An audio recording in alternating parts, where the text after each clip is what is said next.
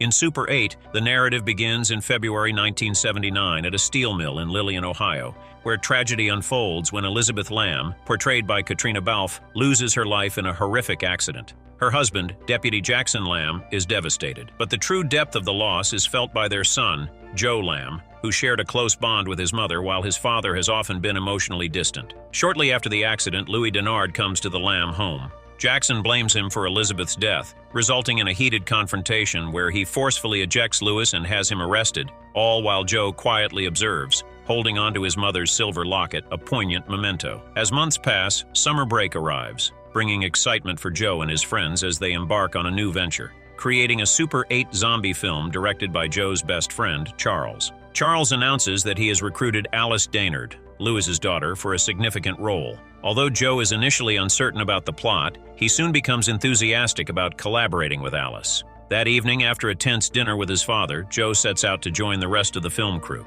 Alice comes to pick up Joe and the group, despite her anxiety about driving without a license, especially with the deputy's son along for the ride. Joe reassures her, and they head to the Lillian train station, an ideal, eerie backdrop for their next scene. In this scene, Martin, portraying a detective, attempts to persuade his wife, Alice, to escape amid a zombie apocalypse. Joe finds himself entranced by Alice, especially when she unexpectedly delivers an emotional, tear-filled performance that stuns the entire crew. Their moment of admiration is abruptly interrupted by the rumbling approach of a train.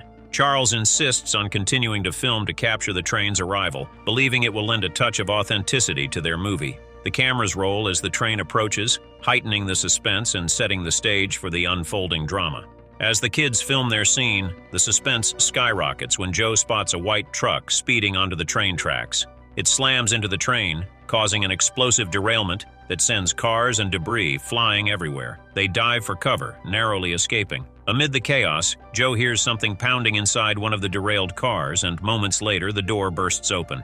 As they cautiously survey the wreck, they notice peculiar white cubes scattered around and decide to grab one as a souvenir. Soon, they stumble upon the crashed truck, where they find their local science teacher, Dr. Woodward, barely alive. Clutching a map, Dr. Woodward shocks them by regaining consciousness, pulling out a gun and warning them not to mention anything they've seen. Before they can react, they hear approaching footsteps and hurriedly grab Charles's Super 8 camera, making a quick escape in Alice's car. The next day, the friends review the camera but realize the lens is damaged. Still determined to finish their film, Joe promises to help Charles by borrowing his dad's video camera. However, Charles is skeptical that Alice will return after the terrifying events of the previous night.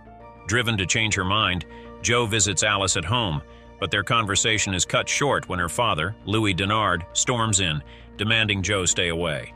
Sensing the tension, Alice agrees to help Joe and the crew continue with their film. Meanwhile, Deputy Jackson Lamb arrives at the train wreck, searching for answers amid a highly secretive cleanup crew led by General Nellick. Despite Jackson's efforts to dig up information, Nellick only assures him the cargo and cleanup are non-hazardous. Jackson observes government officials collecting strange white cubes and making plaster casts of tire tracks, furthering his suspicions. The following day, the small town of Lillian spirals into chaos. Sheriff Pruitt goes missing with his smashed patrol car abandoned near a gas station where the attendant is also nowhere to be found. Reports flood in about missing people, pets, electrical appliances, and strangely enough, vehicles stripped of engines and electrical components. When military personnel start arriving en masse without explanation, Jackson's concerns intensify. A local tip leads him to a mysterious radio frequency that picks up encrypted military chatter, hinting at an operation codenamed Operation Walking Distance. In the midst of this turmoil, Jackson encounters Louis Daynard, who warns him to keep Joe away from Alice. Angered by this demand, Jackson confiscates Joe's camera, hoping to limit his involvement. His suspicions deepen when he finds the military removing items from Dr. Woodward's home. Confronting General Nellick about the secrecy, Jackson mentions Operation Walking Distance, prompting Nellick to agree to meet him privately at a nearby airfield that evening. At home, Jackson warns Joe to stay away from Alice, but Joe defends her, claiming she's nothing like her father. Their conversation reaches another stalemate, and Jackson storms out. Later that night, Jackson goes to meet Nellick, but is unexpectedly detained and taken into custody. After learning about his father's arrest, Joe heads to the cemetery, visiting his mother's grave. As he sits by her headstone, he hears an eerie scraping sound from a nearby garage. Puzzled, he later returns home and is surprised when Alice sneaks into his room, joining him for a quiet, reflective moment. Alice notices Joe's silver locket and asks about it. He explains it belonged to his mom, retrieved from the site of her tragic accident. As they continue talking, Alice sees that Joe has a projector set up, revealing he's been watching home videos of his mom from when he was younger. She expresses sympathy, apologizing for her father's role in his mom's death, though she insists he's not entirely bad. Joe, in turn, assures her he holds no resentment toward Louis. Their attention shifts to the strange white cube Joe took from the crash site, which suddenly starts vibrating and shoots through the wall, leaving them stunned. Alice then returns home to find her father, visibly drunk and smoking in the living room. Fed up, she rushes out on her bike, but Louis drunkenly tries to follow in his car. His attempt ends in a crash, leaving him dazed as Alice, terrified, turns to see a massive creature approaching.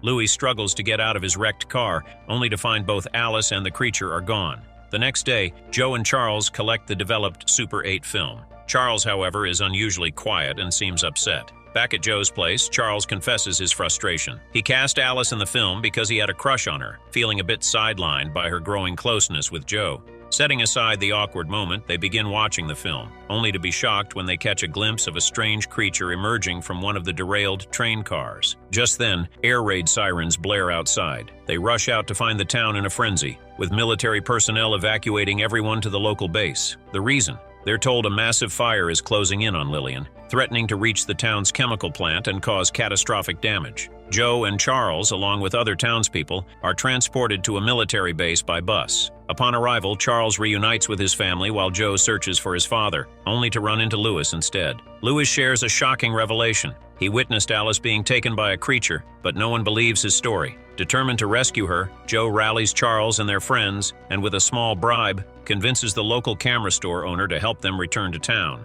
Their first destination is the middle school, where Dr. Woodward had a secure storage area. After breaking in, they uncover a wealth of films, tapes, and records that could provide insight into the creature and potentially a means to defeat it. Using a classroom projector, they watch the footage, which reveals that the creature is a subterranean alien desperate to return home. General Nelich had captured it for military purposes, dismantling its ship and transforming it into the strange white cubes they had previously encountered at the crash site. Dr. Woodward's notes indicate that he had a telepathic connection with the creature, allowing him to comprehend its profound resentment, a response to the relentless aggression it endured. Just as they are processing this information, they hear noises in the hallway. General Nelich and his soldiers have tracked them down. The soldiers confiscate all the evidence, including Joe's locket, and load the boys onto a military bus bound for the base. However, on the way, the creature attacks, ambushing the bus and killing Nelich. In the ensuing chaos, the boys manage to escape, leaving the military in turmoil as they flee into the night. Following the crisis, Joe manages to recover his mother's locket. Meanwhile, Jackson escapes from his captors, and after creating a distraction, heads toward the alternate base where the townspeople are imprisoned. There, he encounters one of Joe's friends, learns about Joe's plan to rescue Alice, and teams up with Louis. On their way back to town, Louis reveals that he visited the Lamb's house after the funeral to apologize, and Jackson, sensing his regret, silently forgives him. Back in town, Joe and his friends find themselves in the middle of mayhem as malfunctioning military tanks and weapons unleash chaos, firing uncontrollably and causing massive destruction. Martin is injured, and Charles stays to assist him while Joe and Carrie race to the cemetery. Remembering the strange noises in the garage, Joe breaks down a door, uncovering a deep tunnel leading to other parts of town. Following the tunnel, they arrive at the creature's lair beneath the water tower, surrounded by scattered mechanical pieces and missing items from around town. Suspended above them are several captured townspeople, including the missing sheriff and Alice. As they stare in horror, the creature appears, feeding on a human limb, leaving them terrified that Alice could be next. Joe tells Carrie to distract the creature by using the fireworks in his backpack, successfully luring it toward the sound. Amid the commotion, Joe frees the sheriff and a woman with curlers in her hair. As they search for an escape, they find Carrie, who thought he was heading to safety. Suddenly, the creature appears, dragging the sheriff and the woman into the darkness. Joe, Alice, and Carrie run but find themselves trapped at a dead end. Standing his ground, Joe tries to communicate with the creature. Although initially aggressive, it begins to calm as Joe stays non-threatening. A noise deeper in the cave diverts the creature's attention, allowing them to escape. They make it back to the surface and gather near the water tower. Soon, metal objects start flying toward the top of the tower, and nearby trucks containing white cubes burst open, with the cubes assembling around the tower. Amid this scene, Jackson and Louis find their children, leading to a reconciliation between the families. The creature climbs the tower as Joe's locket begins to float away. Catching it, he reveals a photo of himself with his mom. Joe finally lets go of the locket, which is drawn to the magnetized tower, where metallic items and the white cubes form a spaceship. The creature boards, and as the top of the water tower opens, water rains down on those below. As the spaceship lifts into the sky, Joe and Alice hold hands, finding peace with their families. Their future is unknown, but hope remains.